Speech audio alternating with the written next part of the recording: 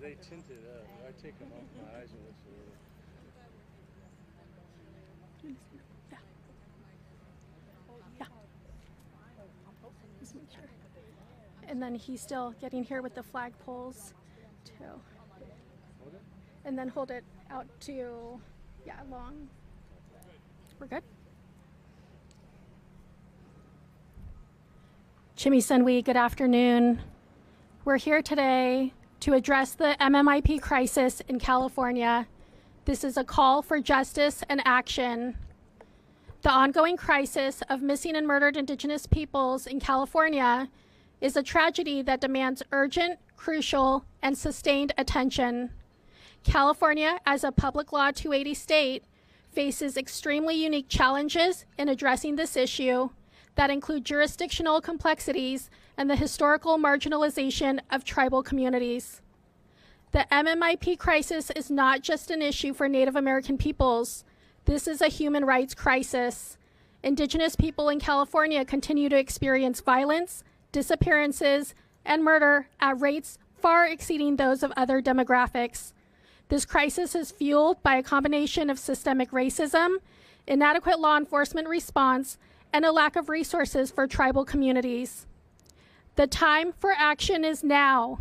We cannot allow the MMIP crisis to continue in the shadows. California must lead the way in addressing this human rights issue with the urgency, compassion, and justice that it deserves. The UN Declaration on the Rights of Indigenous Peoples affirms the right of Indigenous peoples to live free from violence and discrimination.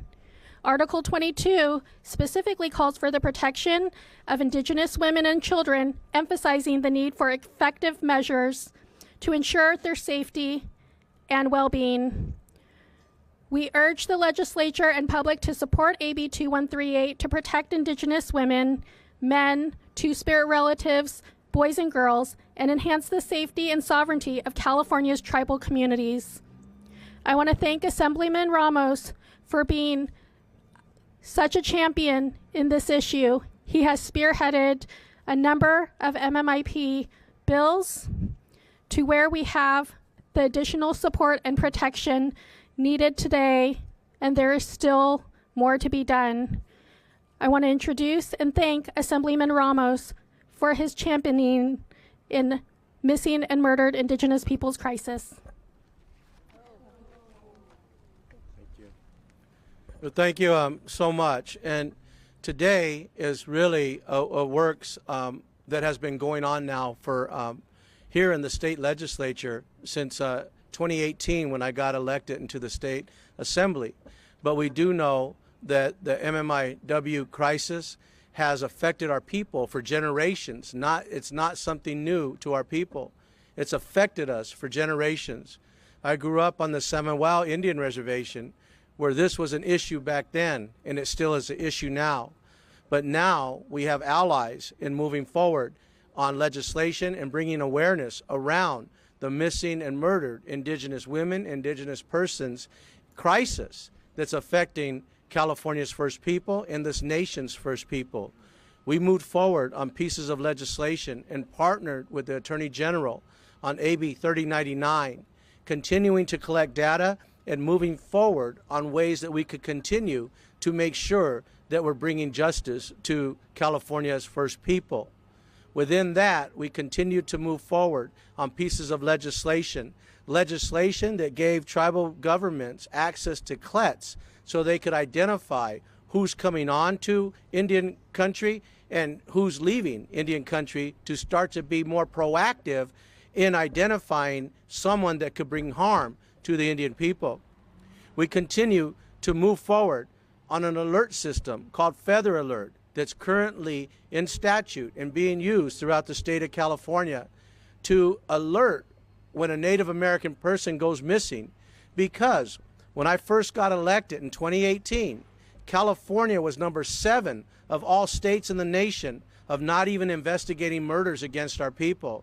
Today, California is in the top 5. We're going the wrong direction. But what we have is allies that have stood with us, allies that are bringing prosecution throughout the state of California, and with the first partner and the governor of the state of California, who have lent their support to this cause. We continue to move forward, gaining allies. Just recently, there was a murder in 2020 out in Pitt River Reservation. Local jurisdictions did not prosecute. It took the advocacy of those here today to call on the Attorney General to bring prosecution, where the state of California, through the Attorney General, brought prosecution to that individual who murdered an Indian person, and they were prosecuted to 26 years to life. It's time that the state of California comes together and becomes our greatest ally in bringing justice to California's first people and this nation's first people. It's time that we continue to move pieces of legislation that tackle issues like Public Law 280, a federal law that was created not to protect Indian people, but to protect the outside community from Indian people themselves.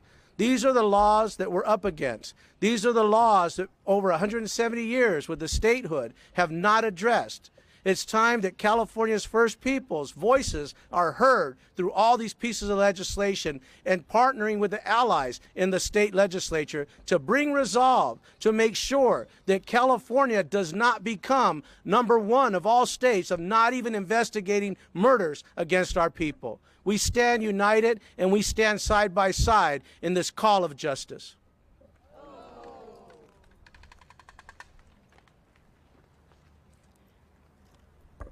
We thank Assemblyman Ramos for his leadership and his courage in addressing this issue. At this time, I would like to bring up Heather Hostler. She is the Executive Director of California Indian Legal Services.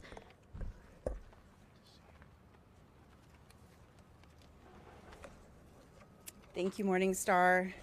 Thank you to Assemblyman Ramos for his leadership on this issue. Hey, Young Homayo, good afternoon. My name is Heather Hostler. I'm the Executive Director at California Indian Legal Services, a statewide tribally chartered nonprofit law firm and legal aid organization that has been fighting for justice for tribal communities since 1967. I'm also a proud citizen of the Hoopa Valley Tribe in far northern California.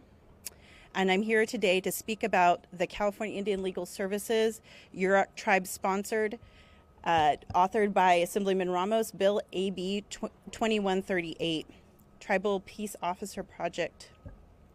Achieving state peace officer status for our qualified tribal officers has been an ongoing effort dating back to the early 1990s. The passage of AB 2138 will represent a significant step toward realizing this goal, which is ultimately about creating safer tribal communities. The primary goal and purpose of AB 2138 is to ensure safer tribal communities by forming partnerships between tribal and county law enforcement that are stable and not subject to changes in political leadership every 4 years. Enforcing state criminal law through tribal community and trauma-informed policing practices, building a greater trust among victims of state crimes, encouraging them to come forward and work with tribal law enforcement, increasing the willingness of the tribal community to engage with tribal law enforcement on state crime prevention. How do these make tribal communities safer? It's because tribal policing is already a community policing model. Tribal peace officers are often from communities they serve. They are members of those tribes and therefore have a deep connection to the land, to the people, and are committed to helping those families who have missing or murdered loved ones. This bill will provide for tribal peace officers to be able to provide a high level of protection to tribal communities which are underserved by state and federal law enforcement resources. While AB 2138 isn't the perfect solution, it presents a vital beginning. We hope this legislation will open the door and demonstrate to the state that allowing qualified tribal police to enforce state laws can be a win-win for both the tribal community and counties where law enforcement resources are limited. Thank you.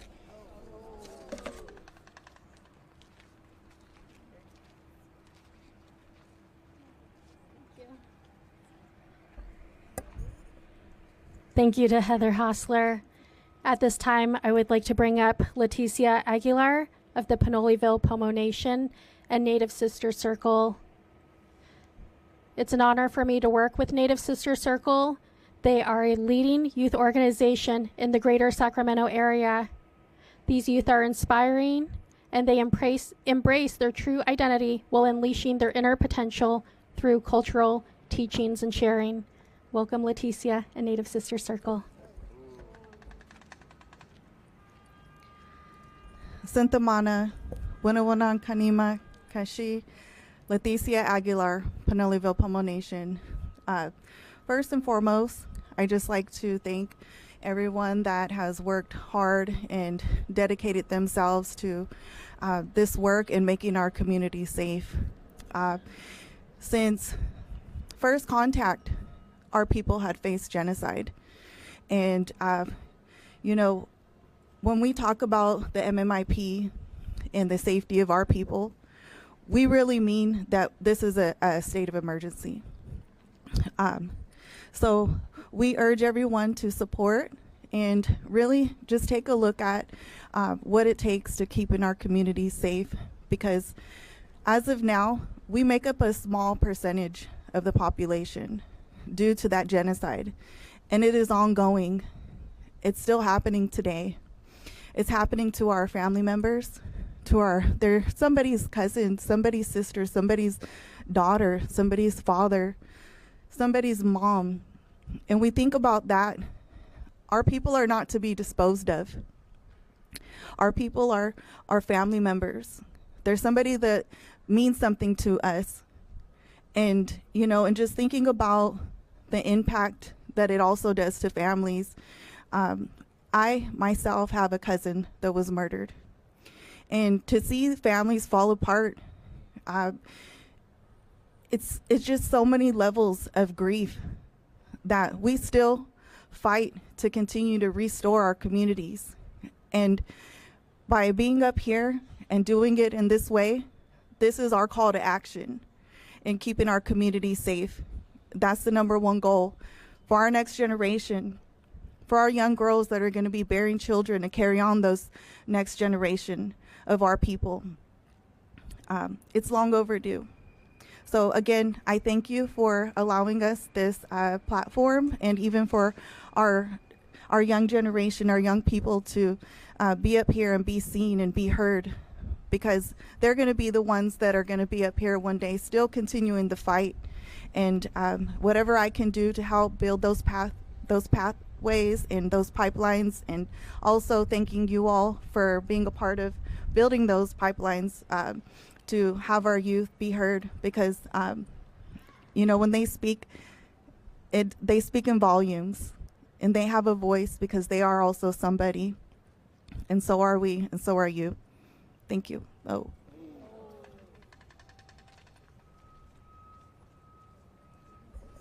Thank you to Leticia, and thank you to all of the youth from Native Sister Circle for being here with us today. Through our work at Indigenous Justice, we really make an effort to center and to provide the opportunity for the families that have been impacted to be able to share their own stories. And so I want to bring up at this time Ronnie Hostler. Ronnie is the grandfather of Round Valley tribal member Khadijah Britton, who has been missing since February 2021 and was last seen in Covelo, California. Ronnie and his wife Lydia traveled over 3.5 hours to be here today with us to be able to share some words and some support of Khadijah Britton's case, and that she has been missing since 2021. Thank you.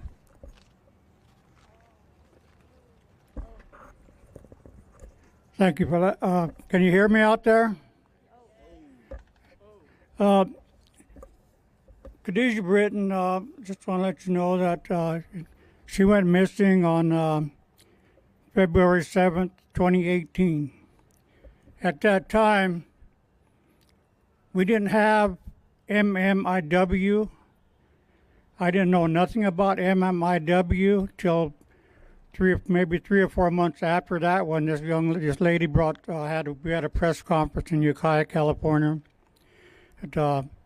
As of now, I wouldn't be here if it wasn't for Mr. Ramos and MMIW, IP, whatever, you know, there's different ones. I wouldn't be here today if it wasn't for them kicking in, but we're going on 6.5 years now that we haven't found her yet.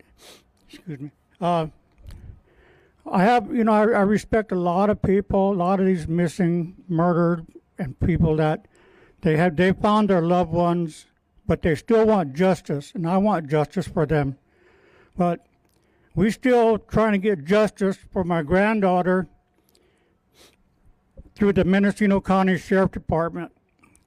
And when that happened, on that 7th, I went in the next day when my daughter came and told me that her daughter, Khadijah, was missing. So I went in, I called the lead investigator at that time, and he was once tribal chairman of Round Valley Reservation. Well, he was a leading investigator. He said she wasn't on the system. So I said, well, what do you have to do? He said, well, give me some time. I'll see what I can do. He called me back. He said that, okay, she's in the system now. So I said, are you going to send somebody up there, send the deputies up there? Send all those deputies up there like they do when they have a BART in the local bars. 3 or 4 cops all in one car coming up. He said, well, yeah, I'll send one up there.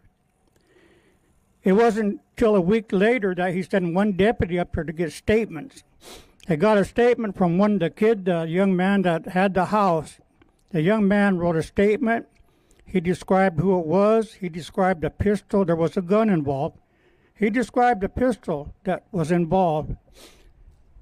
But so later on I called the investigator and asked him what happened. He said, well, we couldn't do nothing because he recanted.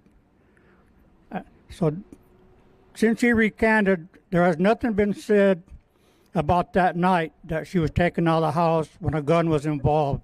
Nothing was ever said about that. The only thing they can tell me now that nothing can be done. No, there's no charges. Nothing can be done because until they find a body. From what I understand, it's up to us now, the family members, to start looking for a body. They know Mendocino Sheriff Department, the FBI, BIA, MMU. I finally got through them about 3 years after, in the middle of this investigation. But the thing that was holding them up is that 280 and jurisdiction. I found out a lot of things by just talking to different people, and I found out that the reason that they didn't come in the night that she was taken and a gun was involved, this lead investigator said that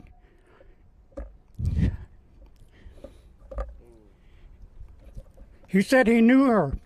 She was a druggie and a tweaker, so that's why they didn't come in and try to find her that night. So it was from February 7th to the 19th of February, this all happened in 2018, that they finally, I heard through the grapevine that from a family member that they called tribal police. We had 6 tribal police at that time in the valley. And I also heard there that the head, I can't mention the head policeman now, but he told the people not to intervene because of family, that both families were involved. And I just can't believe how they would feel now after going on 7 years and she's still missing. And I still see them every day. But February 17th, tribal police went over. They knew where he was. They all know him. 3 of them are related to him. So he was waiting for them with some associates. So they took him in. It wasn't for anything that had to do with him taken, for Khadijah being missing. They got him for parole violation. That's what it was, parole violation. Nothing to do with our granddaughter being taken and still missing, that from February 7th to the 19th. But I heard later on, I heard that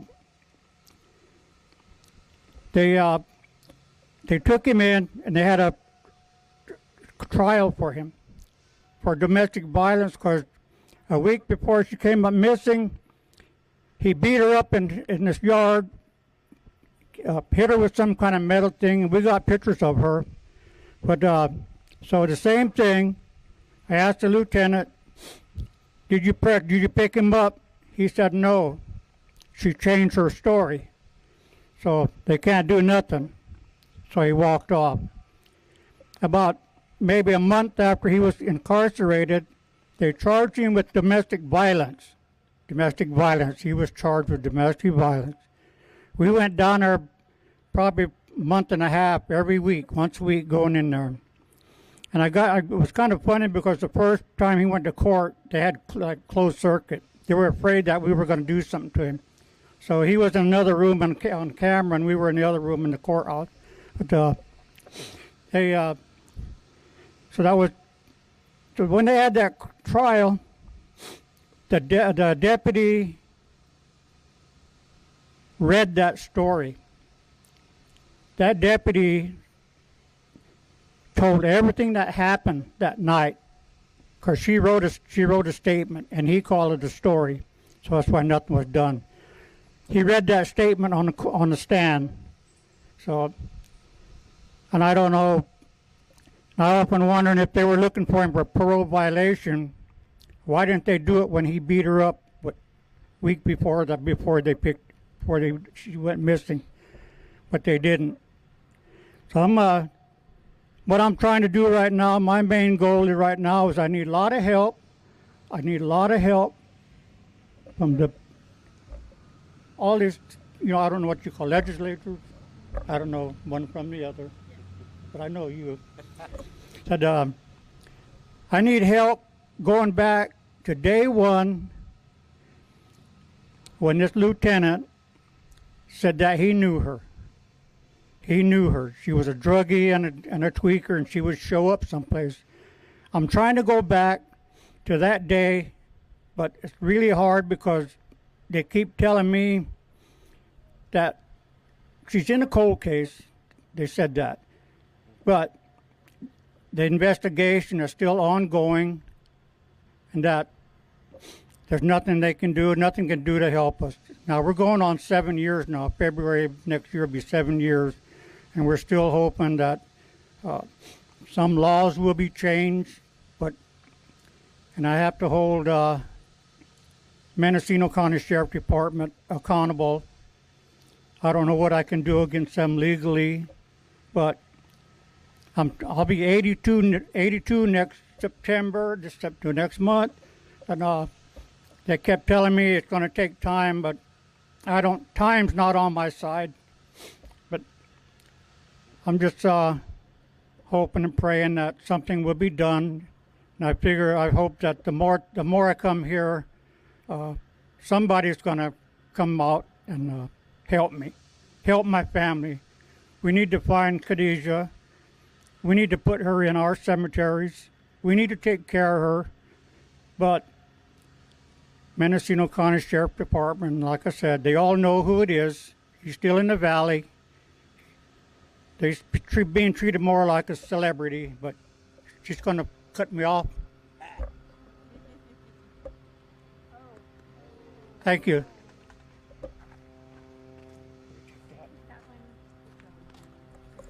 Thank you, Ronnie. And what Ronnie was speaking to was that under PL 280, California state law enforcement agencies hold jurisdiction over criminal matters on tribal lands, which creates significant challenges in the investigation and prosecution of crimes against Native American people. The overlapping and sometimes unclear jurisdictional responsibilities between state, local, and tribal authorities have often resulted in delayed investigations, unsolved cases, and a lack of justice for the victims and their families. AB 2138 will lead to better outcomes in MMIP cases, allowing tribal police to act swiftly and effectively. The bill's data collection and reporting requirements will provide critical insights to the scope of the MMIP crisis and the effectiveness of law enforcement responses. That is what was needed in Khadijah's disappearance.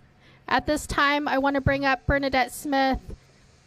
Bernadette is going to share about her sister, Nicole, and the challenges that they also experienced on the Manchester Point Arena reservation lands when her sister was killed. Bernadette? Thank you. Chamai, and Maya Iwa Toshishima Emta Bernadette Smith. I am from the Manchester Brandon Pomo Indians.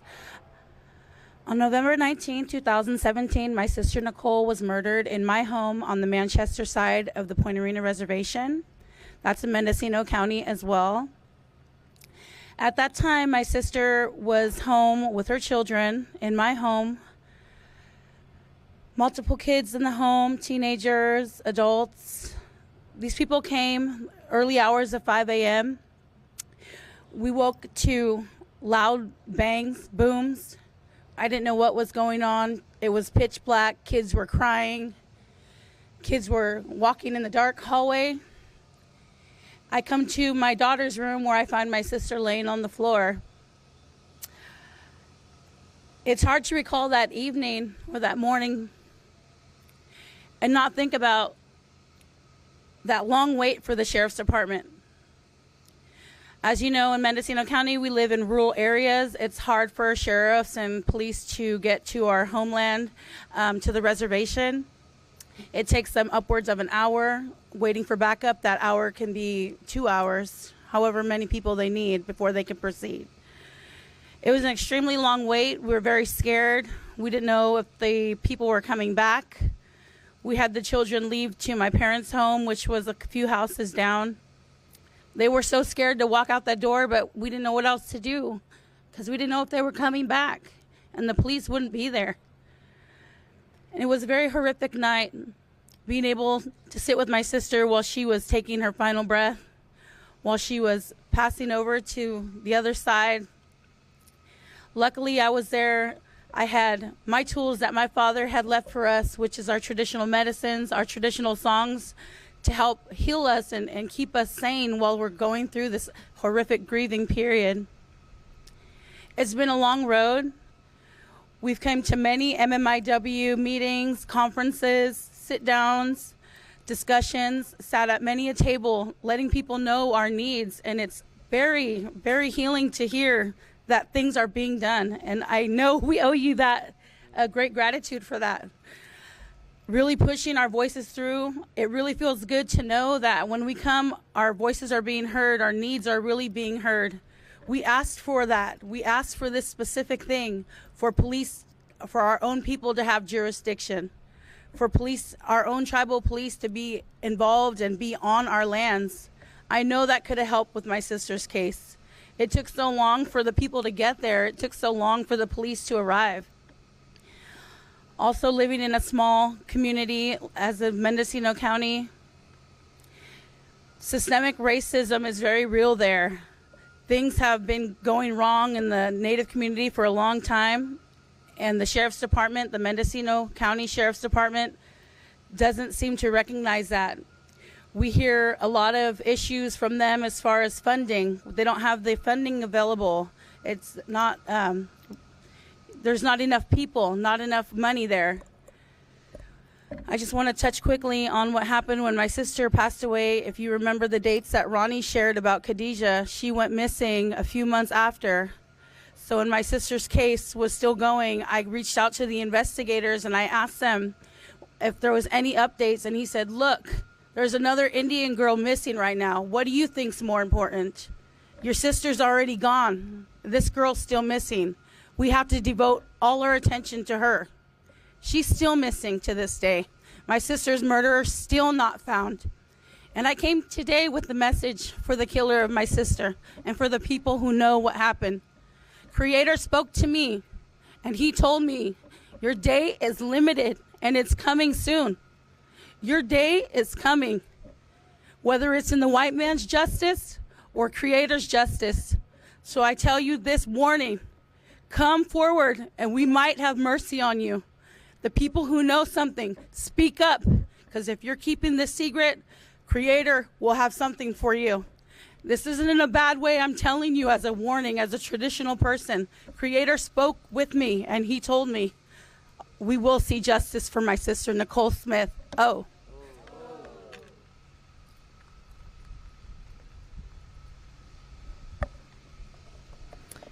We call for justice for Nicole Smith, justice for Khadijah Britton, justice for Nick Patterson, justice for Jessica Alva, justice for all of the family members that you see in these photos. These are our relatives, our Dakam. Their families are mourning, their families are grieving, and they need answers. They need some sort of efforts. And that's why we do this here today. That's why we do this advocacy, so that they can have that peace that they deserve, so they can have that justice that they deserve. We urge this legislature and the public again to support AB 2138. We reaffirm our commitment to Indigenous justice for MMIP victims and ongoing collaboration with tribal communities. The time for action is now. Most importantly, AB 2138 recognizes tribal sovereignty while ensuring tribal police meet the same training and certification standards as other California peace officers. It requires a limited waiver of sovereign immunity to ensure transparency and accountability consistent with the principles of Articles 34 and 35, which affirm the right of Indigenous peoples to uphold and enforce their own legal systems. We make the call for yes on AB 2138. No more stolen relatives. At this time, we will call for question and answers. And after Q&A, we will ask for Bernadette to offer a song to close us out, please. Are there any questions in the audience or from the press? So at this time, Bernadette, if you can come up.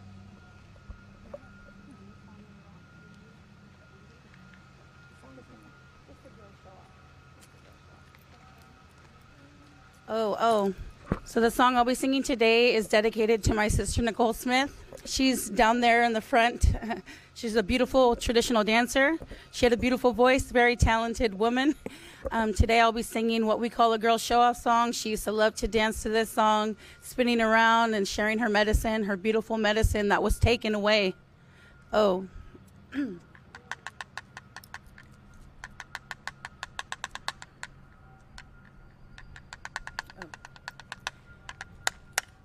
Hey yo, oh Hannah, hey yo, oh Hannah, hey yo, oh Hannah, hey yo, oh Hannah, hey yo, oh Hannah, hey yo, oh Hannah, hey yo, Hannah, hey yo, oh Hannah, hey yo, Hannah, hey yo, Hannah, hey yo, oh Hannah, hey yo, oh Hannah, hey yo, oh Hannah, hey yo, oh Hannah, hey yo.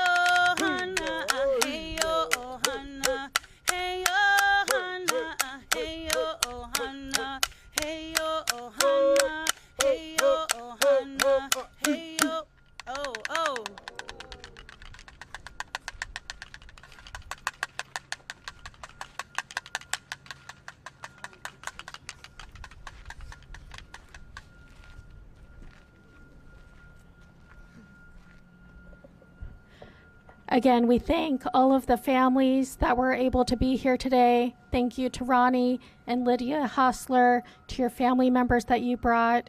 Thank you to Bernadette and her family. Thank you to Native Sisters Circle. Thank you to Heather Hostler. And a special thank you to Assemblyman Ramos and all of his team that are continuing to support and continuing to advocate for our missing and murdered Indigenous peoples.